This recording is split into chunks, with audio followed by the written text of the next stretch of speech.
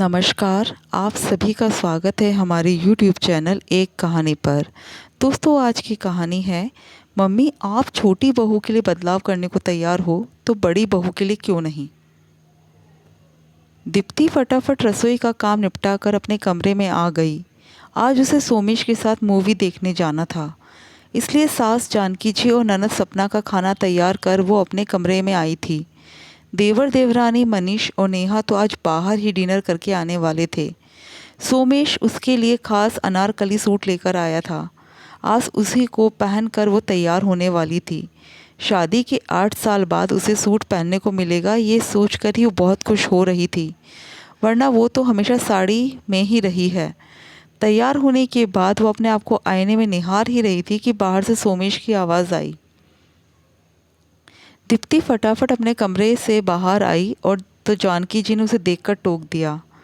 अरे ये क्या बड़ी बहू, ये क्या पहना है तुमने? ये तो तुम पर बिल्कुल भी नहीं जच रहा। ऐसे अनारकली सूट में तो सिर्फ छोटी बहू नेहा ही अच्छी लगती है। तुम्हें देखो और एक उसे देखो। कहा तुम्हारी थुलथुल काया और कहा मेरी छोटी बहू की मोहिनी काया।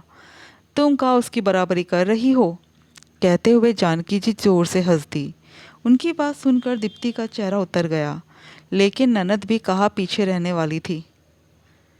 आखिर वो भी बोली, क्या भाभी, आपकी शादी को 10 साल हो गए और आप अभी 10 महीने पहले आई छोटी भाभी से कंपटीशन कर रही हो। छोटे भाई भाभी का तो घूमना फिरना बनता है, लेकिन आपको इस उम्र में क्या शौक चढ़ा है जो अपने दोनों बच्चों को छोड़कर बेपरवाह लोगों की तरह घूमने जा रही हो। बुरा मत मानना, लेकिन गलत तो नहीं कह रहे हैं हम। लोग बातें बनाएंगे आपके बारे में। अरे बहू, कहाँ अपनी नाक कटवाने में तुली हो। एक बहू तो साड़ी में सुंदर लगती है, ऊपर से तुम अनारकली सूट पहनकर जा रही हो और बेवजह मूवी देखने में पैसे खर्च कर रही हो। अरे ये सब तो आजकल के चोचले हैं, तुम कहाँ इन सब में पड़ रही हो।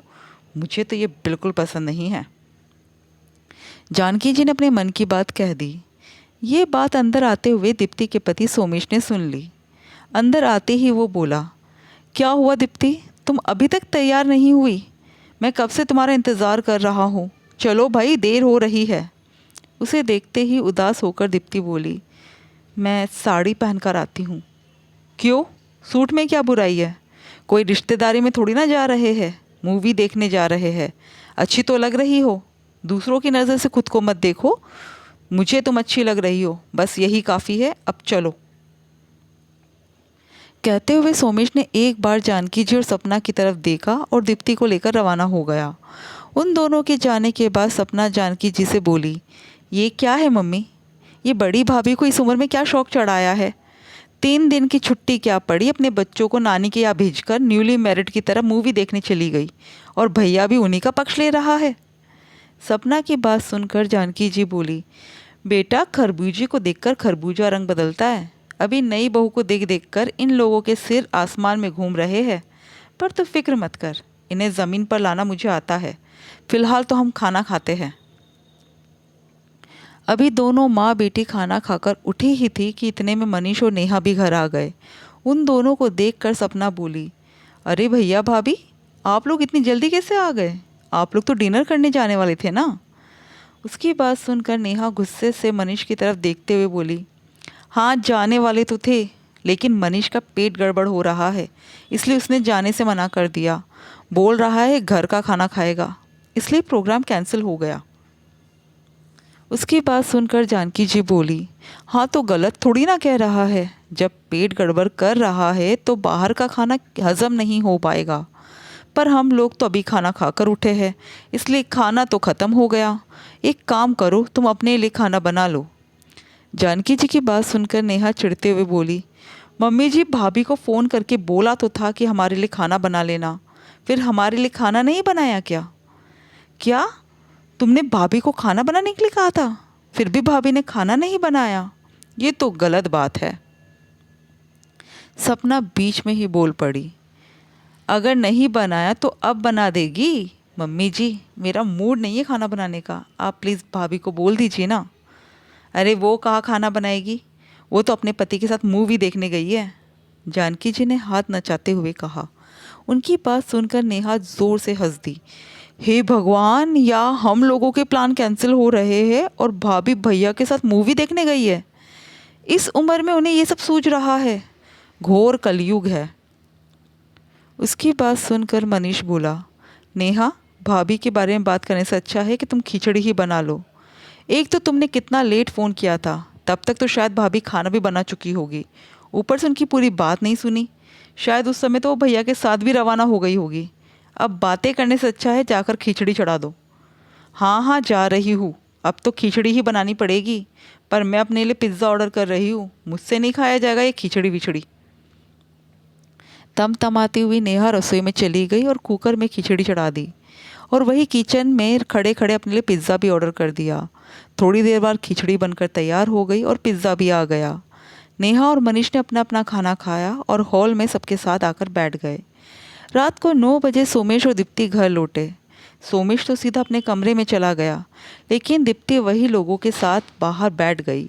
इतने में मनीष ने कहा, और भाभी, कैसी रही आपकी मूवी? शादी के बाद पहली बार भैया के साथ मूवी देखने गई हो आप, तो कैसा रहा आपका एक्सपीरियंस? मनीष की बात सुनकर दीप्ति मुस्कुरा दी। इतने में उसे सूट में देखकर नेहा तंज कसते हुए बोली, क्या भाभी, आप तो साड़ी में ही अच्छी लगती हो। ये क्या पहन लिया आपने? आप पर बिल्कुल भी अच्छा नहीं लग रहा। ये तो दुबली पतली लड़कियों पर ही अच्छा लगता है। नेहा की बात सुनकर दीप्ति बोली, कोई बात नहीं नेहा, तुम्हें अच्छा नहीं लग रहा तो ना सही, पर मेरे पति को और मुझे तो अच्छा लग रहा है, बस वही काफ़ी है। कहकर दीप्ति वहाँ से उठकर कमरे में चली गई। उसे जाता देखकर मनीष बोला, नेहा, सोच समझ कर तो बोला करो, भाभी तुमसे उम्र में कितनी बड़ी है। कहकर मनीष भी अपने कमरे में चला गया। नेहा जानकी जी से बोली, देखा आपने मम्मी जी, भाभी के तो सुर ही बदलने लगे हैं। उसकी बात सुनकर जानकी जी बोली, हाँ, मुझे भी दिख रहा है छोटी बहू, आजकल बड़ी बहू के सुर बहुत बदलने लगे हैं। भूल गई है कि इस घर की बड़ी बहू है। खैर तुम फिक्र मत करो, मुझे उसे याद दिलाना अच्छे से आता है। कहकर सब अपने अपने कमरे में सोने चले गए। दूसरे दिन सुबह दीप्ति उठकर अपने रोज़ के कामों में लग गई। नाश्ता तैयार हो गया तो सब लोग नाश्ता करने बैठे। रोज़ सबको नाश्ता खिलाकर खाने वाली दीप्ति आज लोगों के साथ नाश्ता करने बैठ गई। ये देखकर जानकी जी बोली, अरे बहू, तुम कहाँ बैठ रही हो? हमें नाश्ता कौन परोसेगा? उनकी बात सुनकर दीप्ति ने कहा, मम्मी जी, मैं नाश्ता डोंगे में भर के ले आई हूँ, जिसको जो चाहिए यहीं से ले लेगा। फ़िलहाल मुझे बहुत भूख लग रही है। उसकी बात सुनकर जानकी जी का पारा चढ़ गया। देख रही हूँ आजकल तुम्हारे रंग ढंग बहुत बदलने लगे हैं। अपने आप को छोटी बहू के बराबर समझ रही हो। अरे वो तो बच्ची है इसलिए नाश्ता करने बैठ जाती है, लेकिन तुम तो बड़ी हो, बहू की तरह रहो, लोगों को बातें बनाने का मौका मत दो। उनकी बात सुनकर दीप्ति बोली, इसमें गलत क्या है मम्मी जी? जब मैं इस घर में बहू बनकर आई थी तो मेरी उम्र आपकी छोटी बहू से 1-2 साल कम ही थी, पर तब भी मैं आपके लिए छोटी तो नहीं थी। मुझ पर पूरे घर की जिम्मेदारी थी। आप ही ने ये नियम बनाए थे कि सबके खाने के बाद खाना है, ससुराल में साड़ी के अलावा कुछ नहीं पहनना है, सबके उठने के पहले उठना है, सबके सोने के बाद सोना है, घर का सारा काम अपने हाथों से करना है, घर में कोई नौकर चाकर नहीं लगेगा। ये मूवी और होटल सब फालतू के चोचले हैं, इनमें फालतू का पैसा खर्च नहीं करना है। तो अब छोटी बहू पर ये नियम लागू क्यों नहीं है? उसकी बात सुनकर जानकी जी तुनकते हुए बोली, अरे वक्त के साथ इंसान को बदलाव भी करना पड़ता है। जब तुम शादी होकर आई थी तो तुम इस घर की इकलौती बहू थी, तो तुम्हें हमने अपने हिसाब से रखा। तो अब नई बहू तुम्हारे आने के 10 साल बाद इस घर में आई है, तो अभी भी क्या हम उसी ढर्रे पे चलेंगे, बदलाव नहीं करेंगे? सही कहा मम्मी आपने, वक्त के साथ बदलाव करना चाहिए, और आप अब बहू के लिए बदल रही है, ये बात बहुत अच्छी है। पर मम्मी, दीप्ति भी आपकी बहू ही तो है।